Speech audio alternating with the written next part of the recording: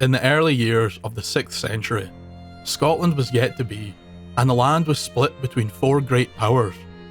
Dal Riata, kingdom of the Gaels in the west, Fortriu, the Pictish kingdom in the northeast, Alcock, home to the Britons of the southwest, and finally the Anglo-Saxon kingdom of Bernicia in the south. These kingdoms would eventually unite to form Alba, which we now know as Scotland. There are some who would say Scotland and the kings of Alba would not exist if it were not for the Night of Riddles.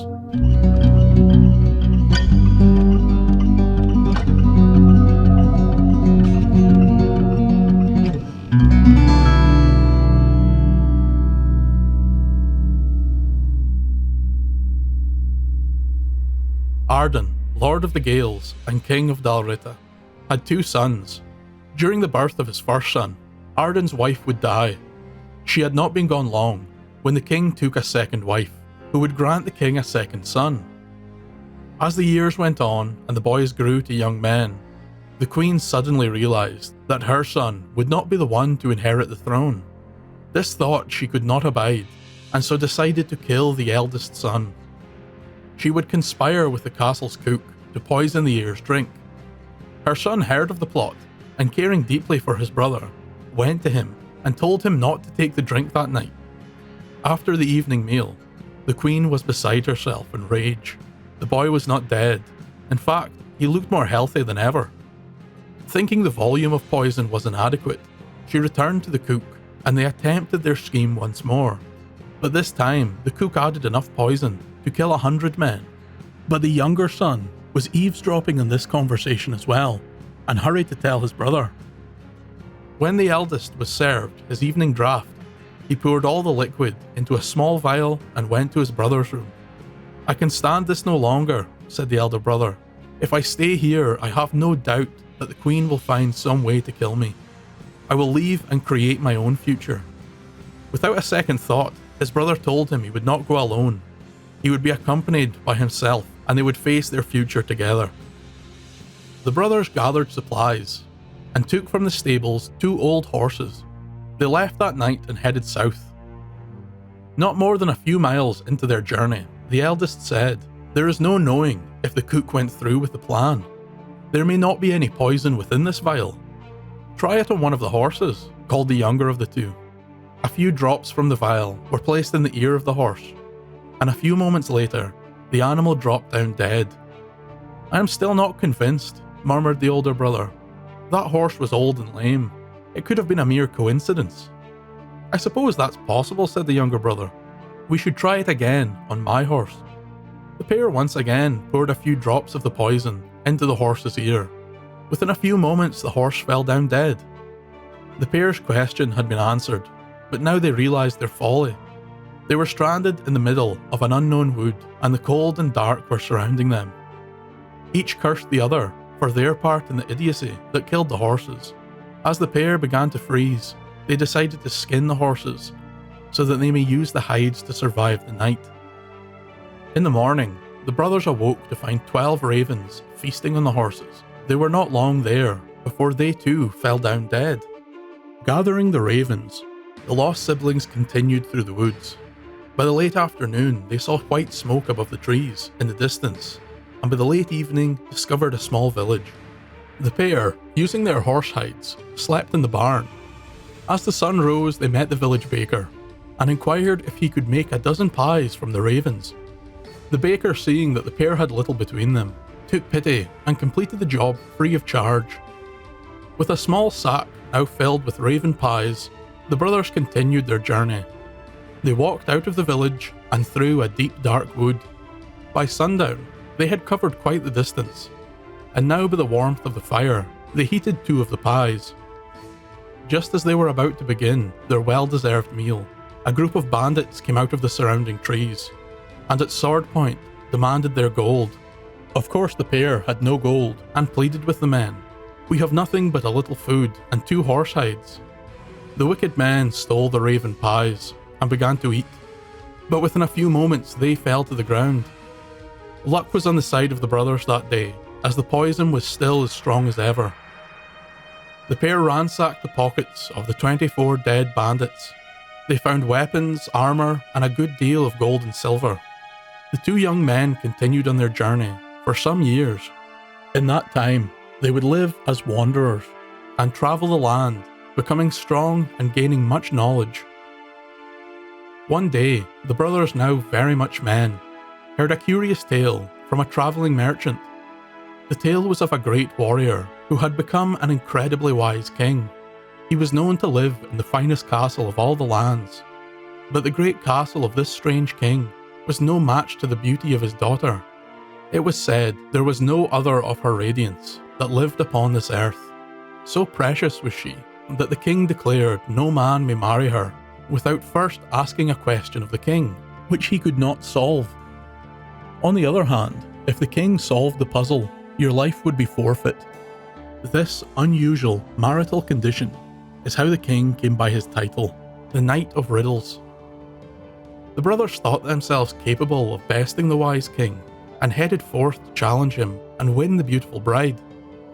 The elder brother would put the question to the Knight of Riddles, and the younger would act as his attendant. It would not take long for the pair to travel to the great castle, and on their arrival they were brought to the king. "So, you would marry my daughter, and would dare to challenge my wit?" said the king. The elder brother approached the throne and spoke. "I only wish the opportunity, great Knight of Riddles, to test my cunning against one so learned, and to be counted among the suitors of such a beauty as your daughter would be my greatest honour." With a smile, the Knight of Riddles looked at the man before him. "Put forth your question." Again the eldest spoke. "One killed 2, and 2 killed 12, and 12 killed 24, and 2 lived." The Knight of Riddles sat a little puzzled and said, "A good question indeed. I will need some time." The brothers were to stay in the castle and be treated in great majesty and high honour until the knight could solve their curious question. For many days, the pair would once again live like princes within the knight's castle. They would drink and feast with the princess and her 12 maids. There was no lie of her beauty. The tales told throughout the kingdom were true. And one night, while the younger brother was preparing for bed, one of the daughter's maids came to his chamber. She would lay with him that night, and in the morning ask him the answer to the question his brother posed the king. The younger brother would not give the answer, but he did take the maiden's tartan shawl. Night after night, the maids came to the younger brother, until all 12 had failed to get the answer to the riddle. With each he would keep their shawl, and to the last maid he said, "The only man who knows the answer to the riddle is my master." The attendant, ever faithful to his brother, kept him informed of all the ongoings. A few days later, the princess would send a messenger to the eldest brother, asking him to meet her alone. With no hesitation, the man went. The daughter inquired if he would be so kind as to tell her the answer to the riddle. The elder brother was so smitten by her beauty and kindness that he agreed to tell her the answer, but only if she would grant him a token to remember her by. She agreed and was told of the poison and the tale of the brothers. For this great secret, she only had to part with her tartan shawl. Later that same day, the Knight of Riddles would send for the brothers and ask for an audience with them. As the brothers entered the throne room, they could see an almost wicked smile on the king's face. "Poison," the Knight of Riddles exclaimed. "The answer to your question is poison." Taken aback by the whole affair, the brothers did not speak. "You have failed," said the king. "You have 2 paths available to you. The first is you lose your head here within my castle. The second is you are to be set adrift in a small boat, no food, water or oars. Choose now your fate." "I will choose," said the elder brother, "but first would you grant me one question?" "Say on," gestured the king. "My attendant and I were one day hunting in the woods. He fired upon a hare and she fell. He took her skin and let her run free, unharmed. He would do this to 12 hares. He would take their skin and set them free. I, on the other hand, would only catch one, but it was the greatest in all the land. I too took her skin and let her go." The king, with his great talent for riddles, solved the true nature of this passage quickly. Indeed, your final riddle is not hard to solve. but we both know you have bested me." So it would happen that the eldest brother would take the daughter of the Knight of Riddles to marry. It was said the celebration of their union continued for a year and a day. After some time, the younger brother wished to see his old home again and had decided to leave the castle of the Knight of Riddles. His elder brother wished him well on his return journey and renounced his claim over the lands of his father, giving his brother all the rights over the kingdom that was their home. At this the pair parted, but that is not the end of this tale. Some years later, the land of the Knight of Riddles was plagued by 3 terrible giants. They would destroy villages, plunder food and livestock, and had killed many of the king's people. Now in his old age, the king did not have the strength to slay these creatures. He would seek counsel with his son-in-law. "If you are to care for my daughter and rule these lands, you must prove yourself to be a great warrior, like I once was," the king said. "You will go forth and rid my lands of these foul creatures." The elder brother would carry out the king's wishes. Immediately, he set out to kill the giants. His dealings with these great beasts are unknown, but on a spring morning he would return to the Knight of Riddles, and at the king's feet he threw 3 oversized heads, each with a more hideous expression than the last. The king was astounded that one man had the strength to defeat all 3 of the giants. He awarded the brother a knighthood and a title, the Hero of the White Shield. The king would make an official proclamation that on his death, the Hero of the White Shield would be given all that he owned and held dear. "You truly are the only man worthy of my daughter, brave knight," said the king. The name Hero of the White Shield went far and wide. There was no man on the island that had not heard of his strength and wisdom. The hero lay claim to the land that the giants had come from, and dwelt there with his beautiful wife. The younger brother had spent the years ruling his own kingdom, and had himself become a great king. It was said he was stronger than any in his homeland, and could be defeated by none. One day, the younger brother overheard his soldiers telling tales of great men. One told of how strong their king was, and how he could not be bested. Another soldier said, "Our king may be strong and great, but he is no match for the one they call the Hero of the White Shield." On hearing this, the younger brother was furious. The very next morning, he set off from the castle to find the Hero of the White Shield and challenge him. During his journey, he would learn that the hero lived in the old land of the giants. After many days of riding, he would arrive at the house where the hero lived. "Come forth, great hero of the White Shield. I challenge you to a test of strength," cried the younger brother. The hero exited his home and looked upon his challenger. It was a man he did not recognize, younger than himself and strong of arm. "I accept your challenge, stranger," said the hero. As both men rushed towards each other, they were locked in a fierce grip and began wrestling. They were both so evenly matched that neither could gain the advantage. After 3 whole days and nights, with no victor, the pair gave up. Each were tired, hungry and weak. They agreed that there would be a day's rest before the fighting was to continue. Both would sleep and eat their fill, but for the hero, his arms and bones being older than the other man, would ache for longer and would not recover at the same speed. On the day the fight was to continue, the hero was still tired and sore. His challenger arrived, looking as fit as he was on the first day.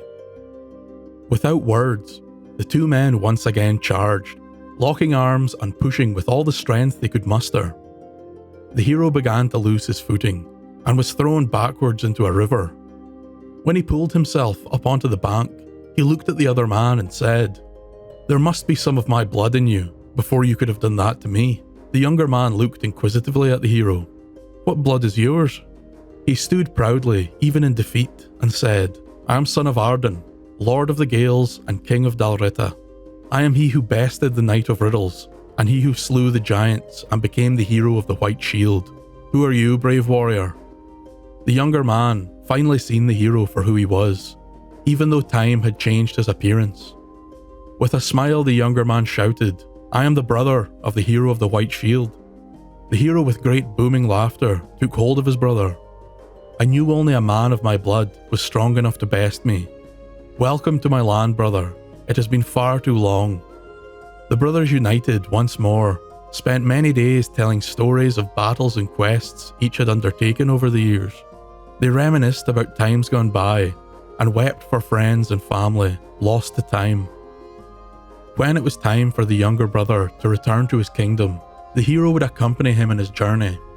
They would stop at the great castle of the Knight of Riddles to rest and resupply. One evening, during their stay in the castle, the young brother went walking in the courtyard. It was there he saw 12 young men playing at shinty. Loving a game himself, the younger brother would join in. It did not take long before there was a disagreement about the score. As voices and anger began to rise, the smallest boy picked up the younger brother and shook him as he would a child. Astounded by their great strength, the brother dared not raise a hand to them, for he knew he was far outmatched. He asked the boys who their father was. They answered, "We all have one father, but different mothers. Our father was said to be the brother of the hero of the white shield." In shock, the brother looked at his sons and said, "Then I am your father." He went on to ask about their mothers and hoped they were still in good health. By the time he left the castle to return to his own kingdom, he travelled with his brother, the hero of the white shield, his 12 new wives, and his 12 great sons. It is said that all the kings of Alba and Scotland to this very day are descended from those 12. This tale was taken primarily from J.F. Campbell's Popular Tales of the West Highlands, Volume 2. In it, Campbell states that the story was recited by a fisherman of Inverary named John Mackenzie in 1859. The story was told in Gaelic and titled The Rider of Riddles. The word rider has multiple spellings and is the Scots Gaelic for rider or horseman, but became synonymous with the term knight. It is also thought to possibly relate to the term for a minor king, but I couldn't find much evidence for this. It is certainly an interesting story, and seems to be a mix of history and mythology. At the time the tale was set, the Irish Gaelic colonisation of Argyll and the west coast was occurring. There was no King Arden of Dal Riata that I could find, but there was a King Aidan MacGabran, whose son, Arthur MacAidan, was thought to be a candidate for the historical King Arthur of legend, but that may be a tale for a different time.